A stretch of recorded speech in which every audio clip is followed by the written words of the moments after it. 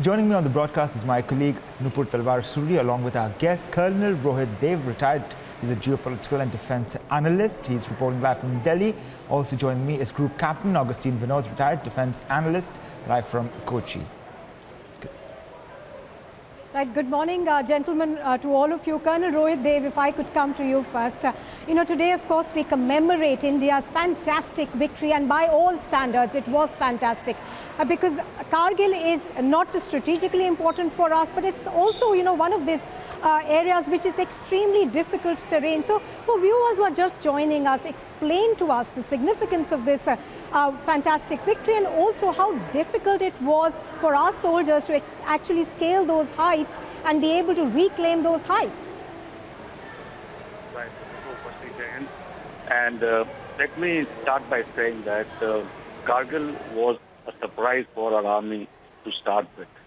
And the reasons for the surprise some other day, but to discern the presence of the Pakistanis there, and then to be able to launch an assault or an offensive, if you may like, with the total support of the Indian Air Force, which was the most vital in terms of softening of targets that time, is something which we must take ahead in terms of jointmanship we talk about, and also the future of warfare at those heights. Kargil, when it came as a surprise to us, and you have all read history that how we were surprised initially, it took a lot of mobilization of intent first, and thereafter the resources to be able to, remove those Pakistanis from the heights they had occupied. They had come in the time when they could come to those heights at ease in the summers, and also, sort of firmed in very, very, very beautifully in terms of military standards. And they were able to make bunkers and trenches and stungers, and be so much poised to take on an assault by the numbers, maybe even 10 to 20 times more than what could be inflicted upon them. And that was the preparation the Pakistanis had, the guile with which Musharraf on one hand extended a hand of friendship with Vijay, on the other hand was planning for this particular kind of backstab strategy against our nation. Having said that, the terrain itself offers a very diverse employment of troops and weapon systems. It is a very, very rugged terrain. Anything above that height of 18,000, where the wars were fought, was extremely rugged. There were not many avenues to approach those heights. There were not many axes to approach those heights. The logistic sustenance of troops was a question mark from the beginning till the end, because you had to support troops who were going on to those heights from multiple approaches. And these approaches, mind you, were the most difficult which were offered by terrain in the recent military history by any army, including even if you take the hills of Afghanistan and compare it to what our troops are fighting at.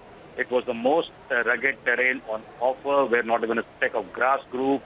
There were boulders, and they were falling at you while you were climbing. There were artillery shelling going on. The enemy had advantage to look at you and spot you from far off distances and get fire on you. And this was the kind of a terrain and the enemy mix under which our braves were walking up and approaching the enemy at those great heights. And then came in the factor which was very, very, very important, was how to soften the targets before you approach, whether it was indirect fire of the artillery. And you remember, General B.P. Singh talking about in one of the, videos made by your channel, where General Bakshi was narrating the incident, that how he said that preponderance of artillery fire was the most important to be able to soften these targets for enabling the infantry to approach and capture these targets. And so was the utilization of Air Force. So once you look back at this operation, I'm not too sure if there is anything in history which said that you could employ and have casualties of more than 500 braves to take up the heights back from an enemy who was well entrenched and formidable, to say the least, at the beginning. But it was just the gusto and the zeal of our troops and the unit Izzat, actually, which I think propelled the troops to those heights, and the sacrifices which we made, and which led to a lot of people getting noticed and awarded. But there have been many unsung heroes in these wars who have fought for our nation, put their blood on the line, and they have been able to ensure that our country's integrity and sovereignty has been retained just by their sheer toil and the smile with which they climbed those heights and gave away their lives for our nation. And that is the gratitude which our nation must owe. And one is so much, enchanted today that right from Kargil, Diwas to New Delhi, there is a state of paying and homage to our braves, and which is most revered, because on the other side, we had an enemy who did never to claim the Yes. bodies of their dead braves. And that is where we come from. This Sabhyata and this, Dharma which we preach as a nation of Hindustan is something you must take pride in. And it is from not now, it is from the ancient ages that we have never let our braves down, even when they were sacrificed for the cause of a greater good of our nation. So Jai Hind to our nation and Jai Hind to all of you. And thanks to Republic for hosting this show as well, because not many would remember Kargil in the way that you have tried to commemorate this particular day, right from setting up the stage for the last few days. So kudos to you as well. Absolutely, Colonel Dev. Of course, we are in gratitude of all those brave men who sacrificed their lives to make us feel safe. Let me also bring in, at this point, Group Captain Vinod. Group Captain Vinod, one of the things that was extremely important was the firepower and of the operation that was done by the Indian Air Force. It was perhaps, for the first time that the Indian Air Force and its planes and its, men were flying at about 32,000 feet, and that's no mean feat by any standards. Also, the other part of it, of course, was that it was just about a week's training that they took before they plunged into this operation.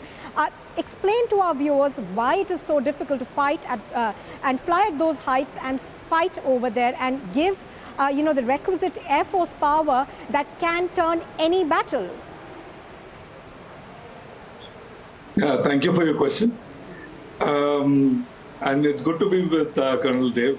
We go back some way and good friends. And I must also compliment the public for setting the stage to such a crescendo and remembering all our braves.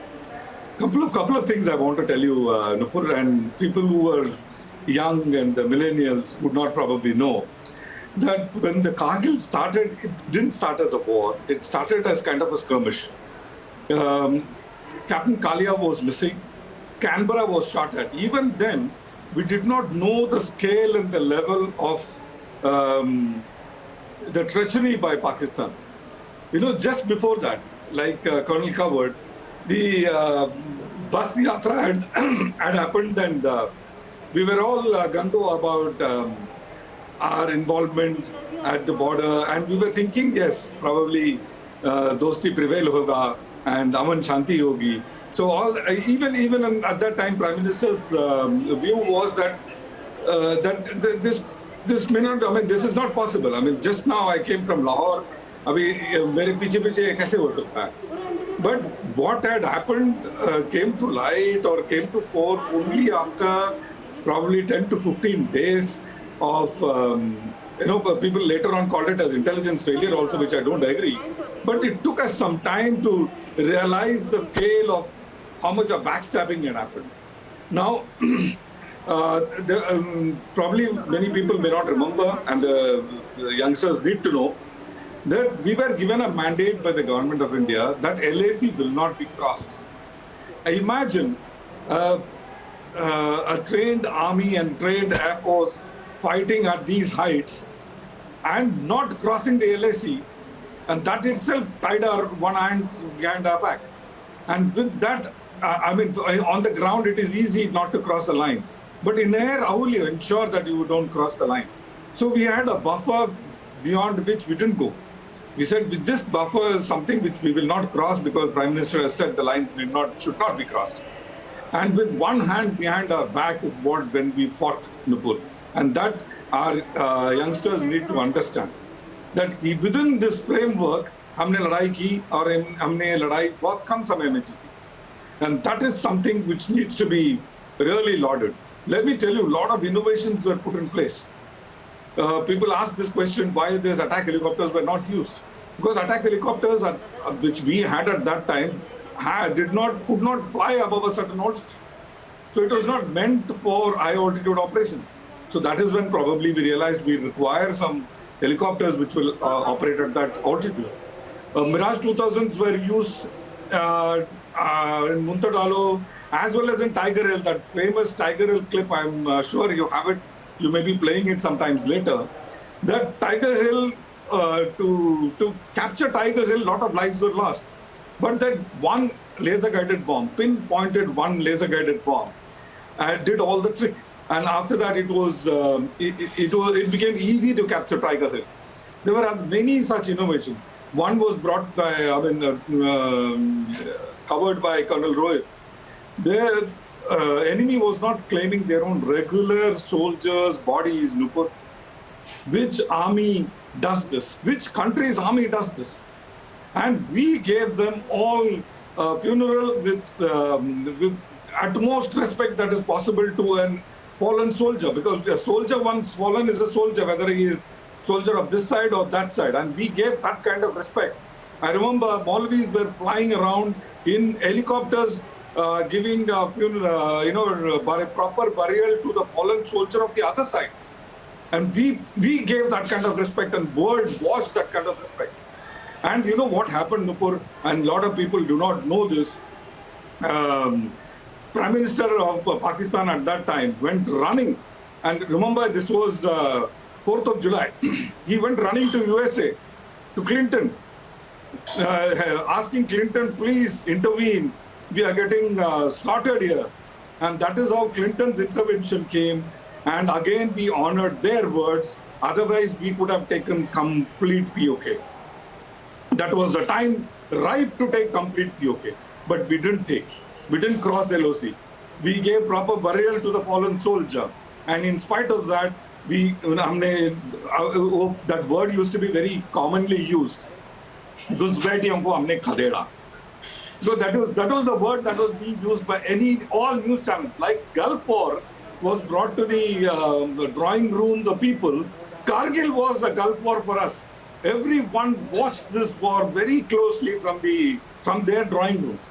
I remember some of the news channels which were not very well known became suddenly very well known during Gulf War. Lot of journalists became very, very famous during Gulf War, some of whom we know. So Kargil War. So and another thing, Nupur, that we need to be very, very respectful about is for every single height, the number of soldiers that were, who lost their lives were much more than what army had planned for before Kargil. After Kargil, the planning parameters changed a lot. And today, now, people ask me that his height mein kya hota? Not even a blade of grass grows. But today, those strategic heights are overlooking Neelam Valley. Yes. Overlooking those, from not very far from there is CPEC. तब तो CPEC की बात ही नहीं हो रही थी. Today we have CPEC going right across those hills, and we will be, a little more push forward, we will be able to dominate on CPEC. So these are strategic places for which soldier doesn't even ask a question. He just lays down his life. He says, "ये capture करना है, okay साहब जी, हो जाएगा." And they just regardless press on, give their life and blood to capture these heights. And Mirage 2000 really played, right behind me you can see, and that time I was in 7th Squadron, and every single day is so fresh in my mind. I was doing a flying instructor school course. The flying instructor's course got truncated. By March, April, I think we got one major who came to Tambaram. We all got picked up. We all came to Gwalior and got involved in this. And every single moment is so very fresh in my mind, Nupur. And thank you for calling us and, making this. We were young, flight lieutenant, 6 years of service. And today when we look back, we are in a way happy that we played a part in history. Absolutely. You played a part in history and played it very, very well. Group Captain Vinod as well as Colonel Rohit Dev. Today, of course, India is filled with gratitude for all those soldiers who fought this war, who laid down their lives. But as you were pointing out, one of the big challenges essentially was the fact that we were two nuclear-armed neighbors. And as you yourself said, Indian armies and air forces mandate was that do not cross the line of control. So that made it all the more difficult for our soldiers, but a well-trained armed forces that we have did that job superbly. Both of you gentlemen, appreciate having you with us.